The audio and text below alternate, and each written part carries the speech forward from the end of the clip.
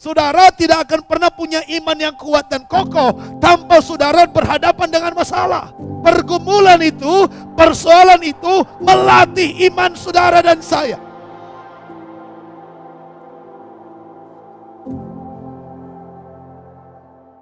Saudara tahu nggak?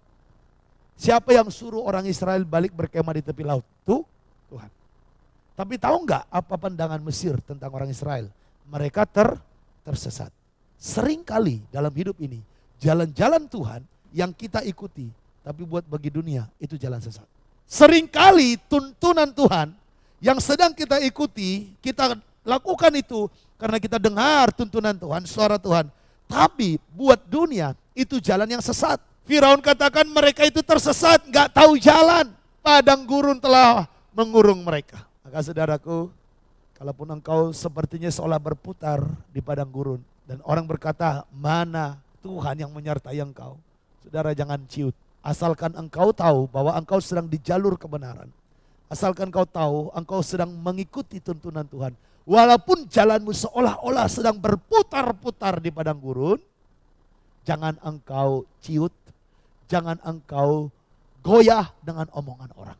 Tetap berjalan saja. Lalu baca sama-sama, sangat ketakutanlah orang Israel. Dan mereka berseru-seru kepada Tuhan. Saudara, sementara tiang awan masih ada di situ. Sementara tiang api masih ada di situ. Penyertaan Tuhan masih terasa di situ. Hadirat Tuhan masih terasa. Tapi mereka sudah takut karena fokusnya melihat keadaan. Maka saudara, ketika kita ada dalam hadirat Tuhan, ketika kita ada jalan kebenaran, di dalam pengurapan Tuhan, jangan fokus dengan apa yang kamu sedang lihat. Fokus kepada janji Tuhan.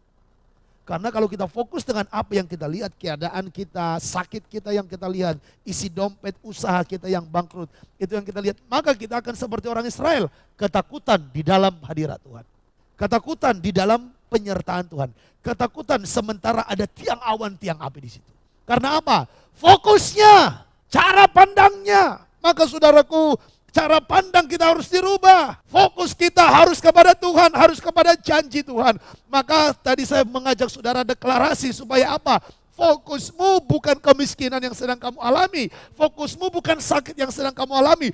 Fokusmu bukan hinaan orang. Fokusmu bukan omongan orang. Fokusmu bukan kutuk dari orang. Tapi fokusmu adalah janji Tuhan, dia rubah kutuk jadi berkat. Orang yang hina dimuliakan Tuhan. Orang yang bodoh diangkat Tuhan. Orang yang tidak dianggap menjadi dipromosikan. Untuk mempermalukan orang berhikmat. Untuk mempermalukan orang-orang pintar. Untuk mempermalukan orang-orang yang merasa kuat. Fokusmu jangan keadaan. Fokusmu jangan situasimu. Fokusmu janji Tuhan. Tetap di dalam hadiratnya. Tetap mengikuti petunjuknya. Jadi masalah itu melatih kepercayaan kita. Wah, keren banget ini. Masalah itu melatih iman kita. Saudara tidak akan pernah punya iman yang kuat dan kokoh tanpa saudara berhadapan dengan masalah. Pergumulan itu, persoalan itu melatih iman saudara dan saya. Hinaan orang itu melatih imanmu. Supaya engkau tidak lagi terpengaruh dengan omongan orang. Dan menguji engkau, apakah engkau sanggup percaya kepada firman. Sekalipun orang menghina. Ejekan orang itu melatih imanmu. Bisakah engkau mengampuni orang yang menghina engkau? Bisakah engkau memberkati orang yang mengejek engkau dengan doamu? Jadi saudara, jangan lagi engkau saat ini berputus asa dan menyerah karena ada masalah.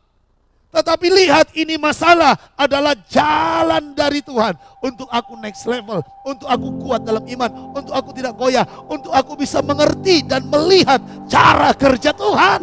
Kiranya saudara dengan masalah yang kau hadapi hari ini, kau mengerti cara kerja Tuhan.